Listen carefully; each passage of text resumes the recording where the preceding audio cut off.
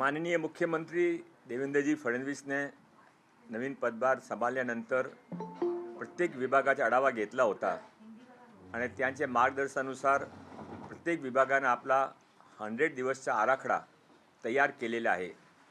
त्यामध्ये माझ्याकडे जे कौशल्य विकास विभागाची जिम्मेदारी आहे त्यांचा पण 100 दिवसचा आराखडा आहे। ते 100 दिवसमध्ये कौशल्य विकास विभाग काय काय करणार आहे त्यासाठी आम्ही पूर्वी आमचे सर्व अधिकारी आणि महाराष्ट्रामध्ये ते पाठवलं होता। आज त्यांची रिव्ह्यू मीटिंग आहे। त्याशिवाय माननीय मुख्यमंत्री देवेंद्रजी फडणवीसने एक सरकार आणि सरकारी अधिकारी त्याने लोकांच्या बरोबर कसा व्यवहार करायचा किंवा सरकारी विभाग कसा सज्ज राहायचा त्याच्यासाठी एक लहान 7 पॉइंट सूचना दिली होती। त्यामध्ये वेबसाईटचे अपडेट करायचा, ईज ऑफ लिव्हिंग करायची, स्वच्छता वॉशरूमपासून सरकारी कार्यालयाचे एंट्रीपर्यंत सर्व स्वच्छ, जनताचे ग्रीव्हन्स रिडर्सल सरकार लोकांचे जे ग्रीव्हन्स आहे तिथे ते आपण अटेंड केला तर मंत्र्यामध्ये गर्दी कमी होणार आहे, लोकांना त्रास कमी होणार आहे। म्हणून ग्रीव्हन्ससाठी सर्व अधिकारीने त्यामध्ये आमचे कौशल्य विकास अधिकारी पण येतात, त्याने कसा लोकांच्या बरोबर नेहमी संपर्कचा एक तंत्र नक्की करायचा की वीकमध्ये कमीत कमी 2 दिवशी लोकांचे भेटायचा, कार्यालयाची सोय सुविधा, पाण्याची सोय सुविधा, सर्व सोय सुविधा आणि इन्व्हेस्टमेंट प्रमोशन हा कोणत्याही सरकारने प्रायव्हेट पार्टिसिपेशन स्टेक होल्डरच्या पार्टिसिपेशन सक्सेससाठी गरजेचं आहे। म्हणून त्यासाठी सरकारी अधिकारीने सरकारने सर्व लोकांना काय काय करायचं आणि अजून त्याने सांगितलं होतं माननीय मुख्यमंत्री देवेंद्र फडणवीसजीने की प्रत्येक अधिकारी आणि प्रत्येक मंत्री त्याने लोकांचे भेटायचा वेळ वाढवला पाहिजे, लोकांनी भेट दिली पाहिजे, जनता दरबार घेतला पाहिजे, जनसुनावणी घेतली पाहिजे, जास्त कंप्लेंट तिथे तिथे डिस्पोजल केली पाहिजे। हा सर्वांची रिव्ह्यू मीटिंग आज आम्ही इथे कौशल्य विकास विभागातर्फे घेतलेली आहे। अधिकाऱ्यांनी सुद्धा जनता दरबार किंवा जनता मीटिंग्स अटेंड केल्या पाहिजेत असं सुचवण्यात आले का? तसे काही पर्टिक्युलर आदेश देण्यात आले का? हाँ, ते सर्व जीआर आहे ते 13 जनवरीचा जे जीआर आहे त्यामध्ये हा मेन्शन आहे, 7 पॉइंट मेन्शन आहे आणि सर्व अधिकाऱ्यांकडे ते जीआर पोहोचलेला आहे। 100 दिवसांच्या आढावामध्ये महत्त्वाच्या कुठल्या कौशल्य विभागाच्या कुठल्या योजना आहेत तुमचे महत्त्वाचे असे काय 4-5 कार्यक्रम सांगते? नाही, असं आहे की ते एक मी आपल्यासाथ शेअर करू शकतो की आमचे सर्व पॉईंट शेअर करतो, काय लपवायच्या नाही आहे। त्यामध्ये आता 23 तारखेला आम्ही श्री रविशंकरजी संस्थाच्या बरोबर एक MOU करताय की 20 आमचे ITIचे अभ्यासक्रमने अपग्रेड करण्यात, इलेक्ट्रिशियनचे अपग्रेड करताय। त्याशिवाय आम्ही ITIमध्ये 30 नवीन तुकड्या निर्माण करत आहे।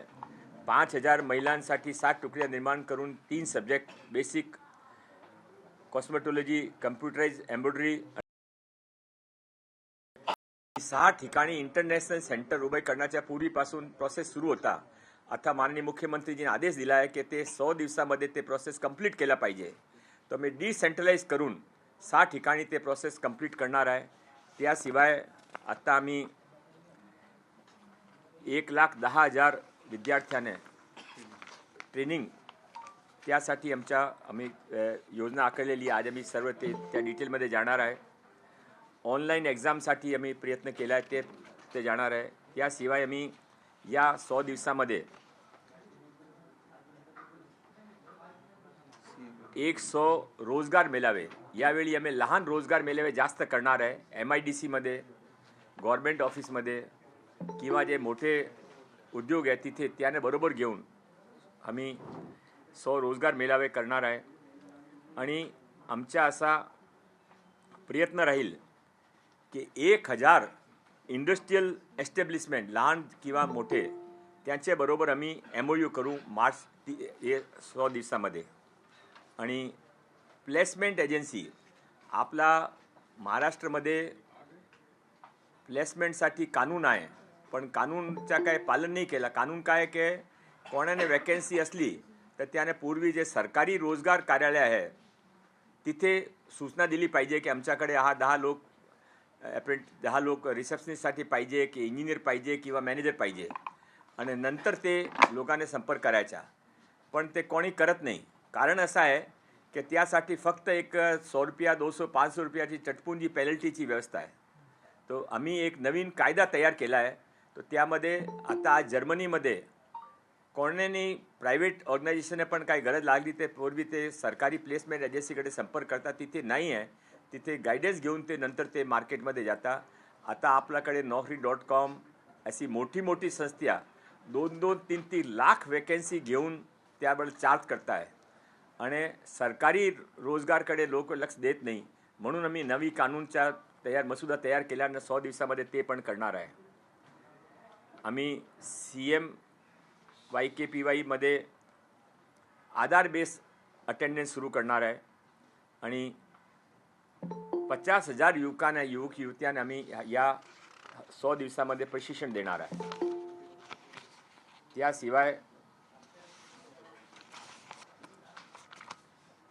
मायक्रोसॉफ्टचे बरोबर आर्टिफिशियल इंटेलिजन्स प्रशिक्षण व्हाईस चान्सलर मॅडम आमची युनिव्हर्सिटीची व्हाईस चान्सलर आहे, त्याने MOU केलेला आहे आणि 10,000 युवक युवत्यांना आपण हा 3 महिन्यामध्ये मायक्रोसॉफ्टचे बरोबर घेऊन प्रशिक्षण देणार आहे. एक नवीन आम्ही जे 1000 कॉलेजेसमध्ये नवीन आचार्य चाणक्य कौशल्य विकास केंद्र सुरू केला होता, त्यामध्ये एक अडचण होती की त्याने क्रेडिट न मिळत होते, क्रेडिट ट्रान्सफर. आता एक 5 दिवसापूर्वी सर्व व्हाईस चान्सलरची मीटिंग होती, त्यामध्ये माननीय राज्यपालांनी आम्ही निवेदन केला, तर त्याने विषय घेतला आणि विषय अप्रूव्ह झाला. आता ते क्रेडिट ट्रान्सफरचा GR ह्या 100 दिवसामध्ये इश्यू केला पाहिजे असा आमचा प्रयत्न राहील. त्याशिवाय पुण्यश्लोक अहिल्याबाई होळकर यासाठी आम्ही एक योजना सुरू केली होती महिला स्टार्टअपसाठी. तो 51 स्टार्टअपने अनुदान द्यायचं आहे. त्यामध्ये कितने दिला आतापर्यंत? 11 पूर्वी तिथे पण दिला होता. 31ने दिला आहे आणि 20ने और देणार आहे, ते पण पूर्ण करू. नॅशनल स्टार्टअप कन्क्लेव्ह आम्ही एक इथे केली होती 4 दिवसापूर्वी जिओमध्ये. आता ते पुणे, नागपूर आता सर्व ठिकाणी करणार आहे आणि दिल्लीचे पण लोक तिथे येणार आहे. एक पूर्ण स्टार्टअप वीक आम्ही करू. सिडबीचे बरोबर आमच्या 100 करोडचा फंड पास झाला, ते MOU माननीय मुख्यमंत्रीजीच्या उपस्थितीमध्ये 4 दिवसापूर्वी आम्ही केला. हे आमच्या कार्याचा आढावा होता, ते आम्ही आता सुरू करू. सर हिंदी में जानना चाहेंगे कि 100 दिवस के कार्यक्रमों को लेकर सर कौशल्य रोजगार और उद्योजकता के बारे में सर क्या कुछ बड़े निर्णय हैं जो लिए गए हैं? ऐसा है कि माननीय मुख्यमंत्री देवेंद्र फडणवीस जी ने मुख्यमंत्री बनने के बाद में सभी विभागों को 100 दिन के अंदर आप क्या क्या करेंगे इसके बारे में एक आढावा बैठक ली थी. हमको भी उसके बारे में जो निर्देश दिया गया उसके अनुसार हमने हमारी कार्य योजना तय की है. उस कार्य योजना में सभी अधिकारियों और सभी विभागों का, हमारे विभाग के अंतर्गत जो विभाग है उनको हमने कार्य का डिस्ट्रीब्यूट किया है. आज हम उसका रिव्यू मीटिंग ले रहे हैं. इसके अलावा माननीय मुख्यमंत्री देवेंद्र फडणवीस जी ने 13 फरवरी को एक GR इश्यू करके 7 पॉइंट प्रोग्राम सरकार को, सरकारी अधिकारियों और सरकारी विभागों को क्या क्या माइनर इंप्रूवमेंट करने चाहिए जो लोगों के हित के हों, उसके बारे में एक GR इश्यू किया है. हमारे कौशल्य विकास विभाग के महाराष्ट्र के सभी अधिकारियों के साथ बैठकर हम उसके बारे में भी वही चर्चा करने वाले हैं कि उन्होंने क्या क्या उसके बारे में किया है और क्या उसमें दिक्कत आ रही है. ठीक है, ये खास करके 2-3 चीजें कि पिछले इतने दिनों में क्या क्या चीजें आप देख रहे हैं कि सुधरा हुआ लग रहा है और किस तरीके से इम्प्रूवमेंट आगे करने को लेकर के, और AI इंटेलिजेंस को लेकर के कितना फोकस? नहीं, AI इंटेलिजेंस के बारे में मैंने बताया और सुधार का वातावरण शुरू हुआ है. अच्छी सरकार काम करेगी. मुख्यमंत्री जी, उप मुख्यमंत्री जी सभी लोग मिलकर और आप सबके सहयोग से ये सरकार नए कीर्तिमान इस तक महाराष्ट्र अब रुकेगा नहीं, ये हमारा नारा है. सर सोबतच आता तुम्ही मुंबई उपनगराचे पालकमंत्री आहात, सहपालकमंत्री आहात, तर कशा पद्धतीने हा रोल आता आशिषजी आणि तुम्ही दोघे मिळून निभावणार आहात? कारण आता पहिला प्रयोग होतो आहे आणि राज्यामध्ये 2-3 ठिकाणी अशा पद्धतीचा प्रयोग करण्यात येतो. नाही, आज मैं सकाळी माननीय आशिष शेलारजीशी बोललो आणि कलेक्टरशी बोललो आणि आम्ही दोघे एकत्र होऊन 23 तारखेला मुंबई सबर्बन कलेक्टरचे बरोबर हा माननीय मुख्यमंत्रीजीने जे आदेश दिला होता त्यांचे रिव्ह्यू मीटिंग घेणार आहे. सर महाराष्ट्र में ज़्यादा से ज़्यादा रोजगार देने के लिए स्किल हब जो है उसका निर्माण किया जाने वाला है. उसके साथ ही ITI सेंटर्स जो है वो खोले जाने वाले हैं. सर कहाँ पर होगा, किस तरह से इसका कार्य शुरू होगा? सौभाग्य की बात है कि हमको परसों ही 2500 करोड़ रुपए का वर्ल्ड बैंक का फंड का सैंक्शन लेटर मिल गया है, जो कि हमको अगले 3 महीने में उसका डिसबर्समेंट भी हो जाएगा। हमारी 71 ITI के अंदर पूर्णतया रिनोवेशन करना, इसके अलावा एक वर्ल्ड स्किल सेंटर का निर्माण करना और हमारी यूनिवर्सिटी के काम को गति देना, यह सब काम आपको अगले 4 महीने के अंदर ग्राउंड पर होते हुए मिलेंगे।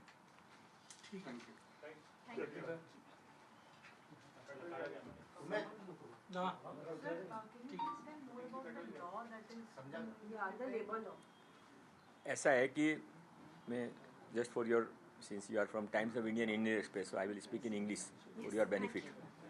So there is a employment exchange rule and employment exchange in Maharashtra, but hardly the private companies took students registered in the employment exchange. Reason being, there is no strict law. The law is very simple, that if somebody needs an employee, he should he should first approach the employment exchange and then he should move ahead. But if he doesn't do it, there is hardly any penalty. It is just 100 rupees and 500 rupees. So nobody bothers about it. We are proposing a new law.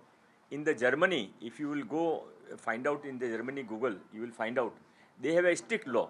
Anybody who needs any one post, they have to approach the government employment exchange bureau, then only they can move ahead.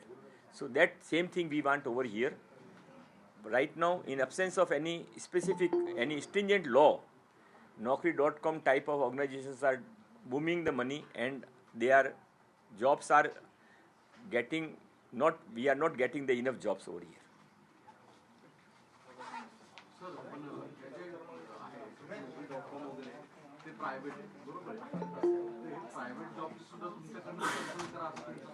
नाही, आमच्या म्हणणं असं आहे की महाराष्ट्रामध्ये जे काही जॉबची वॅकन्सी आहे, तुम्ही ते पे गव्हर्नमेंट एम्प्लॉयमेंट एक्सचेंजमध्ये ते नोटिफाय करा, आणि मी सर्व जे बेरोजगार आहे किंवा जॉबचे इच्छुक व्यक्ती आहेत त्याने पण तिथे रजिस्टर करू, तिथे आपण ते मॅचिंग करू, मॅचिंग करू. ते तिथे नाही झाला तर ते जाऊ शकतात, पण ते पूर्वी तिथे अप्रोच केला पाहिजे.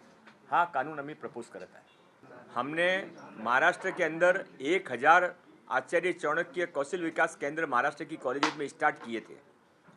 उसमें एक दिक्कत ये आई कि कॉलेज में पढ़ने वाले बच्चों को ये लगता है कि हम पढ़ तो लेंगे, पर जब तक MEP न्यू जो एजुकेशन पॉलिसी बनी है, नेशनल एजुकेशन पॉलिसी, वो पूरी लागू नहीं होती है, तब तक उनको स्किल का भी पूरा क्रेडिट नहीं मिलता है. इसलिए हमको थोड़ा रेस्पॉन्स मिलने में दिक्कत आ रही थी.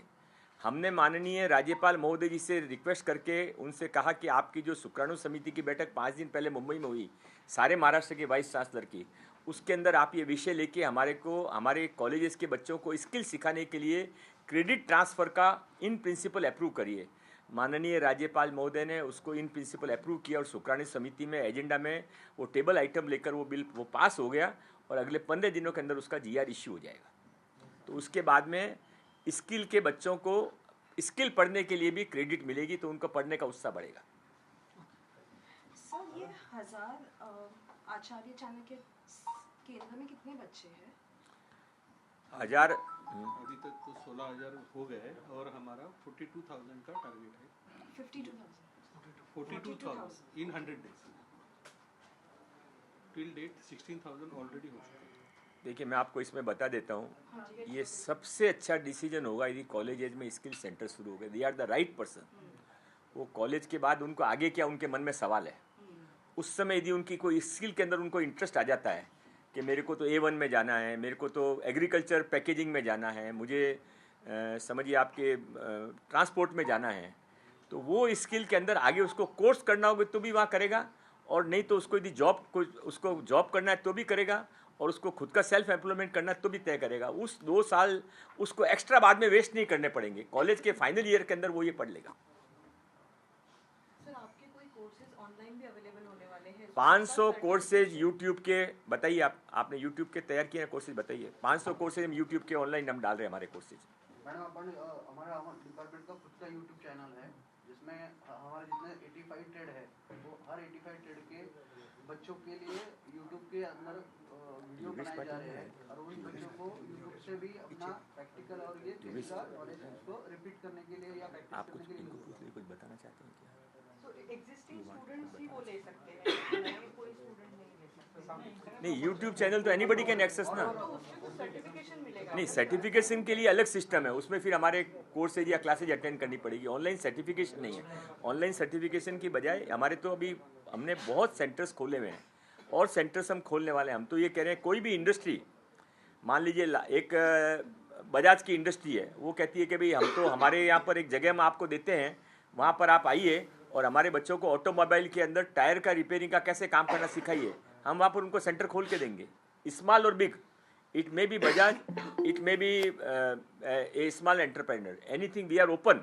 वी वांट के भाई हमारे महाराष्ट्र के बच्चों को सेल्फ एम्प्लॉयमेंट के बारे में थोड़ा इंटरेस्ट जागे। आज की डेट में उनको इंटरेस्ट इतना जगह जितना होना चाहिए उतना नहीं है।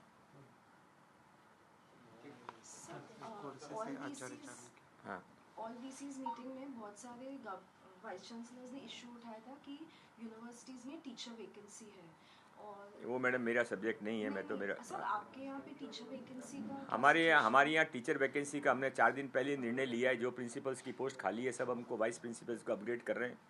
और हमारे कितने बच्चों को अपने कितने अभी नए अपने एम्प्लॉयमेंट किए अभी लास्ट 2 महीने में 1457 और बता दीजिए। 14 से 57 लोगों को हमने नए अभी उनको एम्प्लॉयमेंट लेटर इश्यू किए हैं, जिनके अलग अलग स्टेजेस पर पेंडिंग थे। हैं अपॉइंटमेंट हो चुके हैं। अपॉइंटमेंट हो चुके हैं लास्ट 2 महीने नई सरकार बनने के बाद में। 1457 वैकेंसी थे और सबसे वैकेंसी तो ज़्यादा है, वैकेंसी बहुत ज़्यादा है। 1457 के जिनके प्रोसेस कंप्लीट हो गए थे। क्या प्रोसेस रहता है, एग्जाम्स होते हैं, यूपीएससी होता है, सब होता है। एग्जाम पास करके जो तैयार थे पर कोई उनके अड़चनों से रुके हुए थे, कहीं कोर्ट का स्टे था, कहीं पर प्रोसेस इंटरव्यू होने बाकी थे, वो सब पूरे करके 14 से 57 लोगों को हमने अपॉइंटमेंट लेटर दे दिए। और वैकेंसी कितना है सर? वैकेंसी तो हर डिपार्टमेंट के वाइज डीबीटी के अंदर जो है नियर अबाउट अभी 33% का इंस्ट्रक्टर का वैकेंसी है। वैकेंसी अभी भी काफ़ी, लेटेस्ट एडमिटेड कर रहे हैं, प्रोसेस में हम लोग।